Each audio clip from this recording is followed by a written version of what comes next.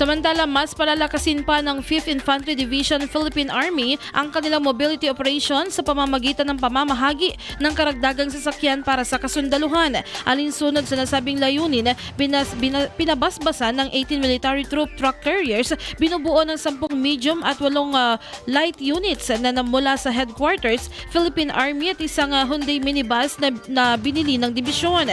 Ipamamahagi ang mga sasakyan sa iba't ibang unit sa ilalim ng 5th Infantry Division upang mapabilis ang pagresponde, mapabuti ang transportasyon ng tropa at masuportahan ang pang-araw-araw na operasyon. Inaasahang makatutulong ang mga bagong sasakyan sa pagpapalakas ng kakayahan ng dibisyon sa pagpapanatili ng kahandaan at epektibong pagtupad sa kanilang mga misyon sa kanilang nasasakupan. Samantala, pinangunahan naman ni Major General Gulliver L. Sinieres, Commander ng 5th Infantry Division, ang nasabing programa.